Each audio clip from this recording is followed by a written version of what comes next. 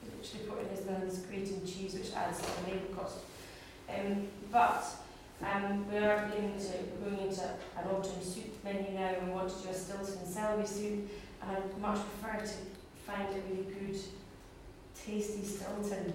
Again, it can tell a bit of a story, but can go into that soup to improve on the flavour of it, rather than just try a local blue cheese. Right, yeah. Yeah, well, we also could if we it'd be good if we could find one, you know, these bits, exploring bits. And yes, really we should be going back to Yester and looking more at price on things like a single cream and yoghurt. We use a lot of natural yoghurt which is really tastier with our sweet French toast or our granola, for example. And I think again this comes round to did food give you the consistency of supply and the volumes, etc. But I think for dairy it's actually quite important to have that local badge and to be able to say, you know, these are the things that we can easily get locally. And Yester have a it was such a shame that Yester stopped doing milk.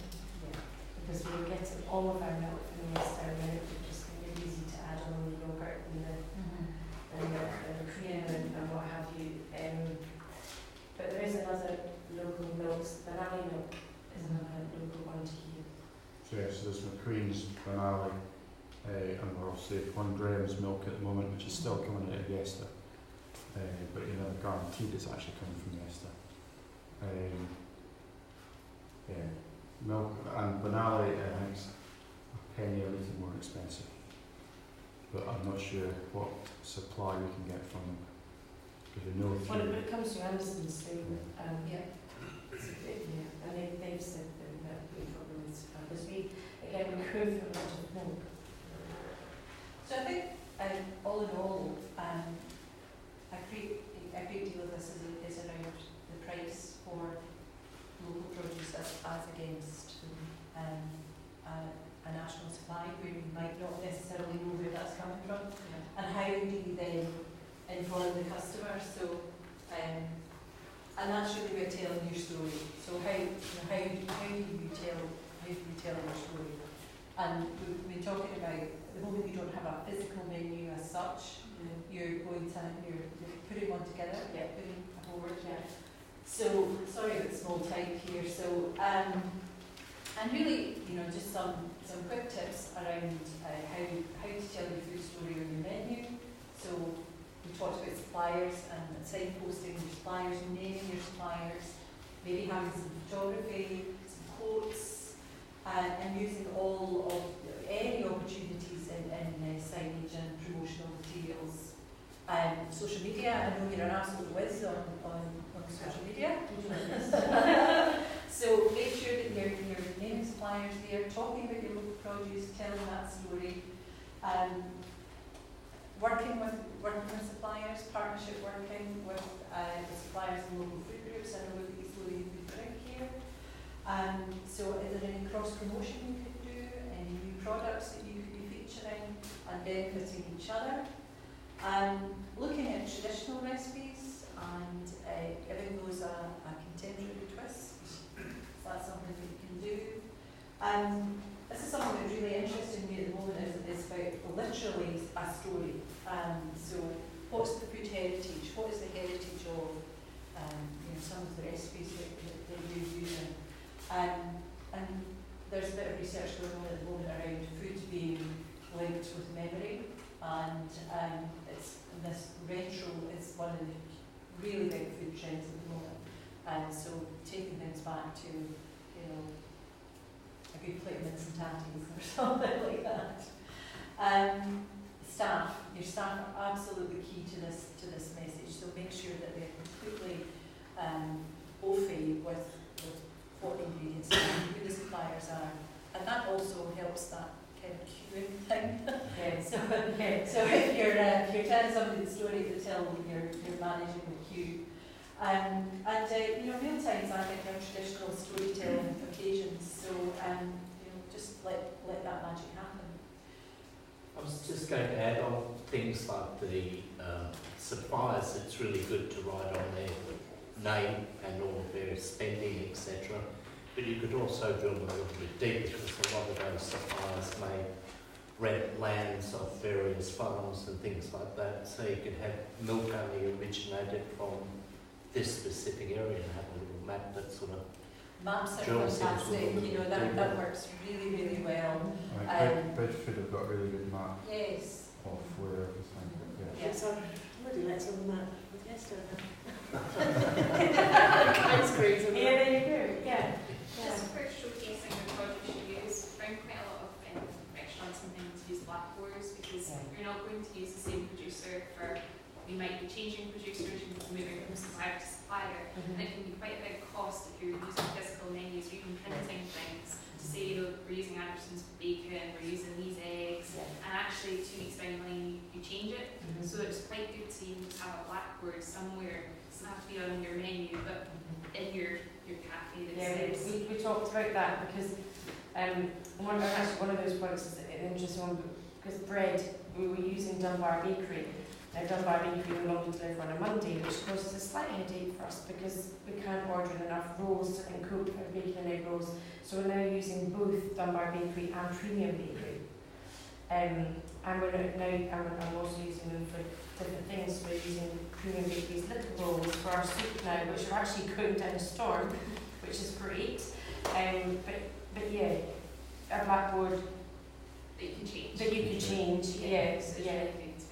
And I think that's really helpful from a supplier perspective as well, because sometimes I come across suppliers that say, oh, you know, I've been to such and such a restaurant, and it says, oh, you know, they're using puddled up bacon or whatever, and they're not. Yeah. We know they're not. And sometimes it's not intentionally misleading, it's just that you don't have that consistency of supply. And it looks like, are we using Bungus Hall flour without actually realising it? You are from Dunbar. Yes. Yes. Mm-hmm. Not from Preston. So for those who are setting up, it is probably worth noting that the EHO are now very hot on provenance of where something comes from. So don't try and say that you're using someone's eggs or someone's bacon or whatever, and you're not, because they will pick you up on it. They went through our last EHO inspection. We said they went through things, and then they said, "What supply are you going to getting them from?" And they said, "Can I see an invoice, please?" And they checked invoice against the menu.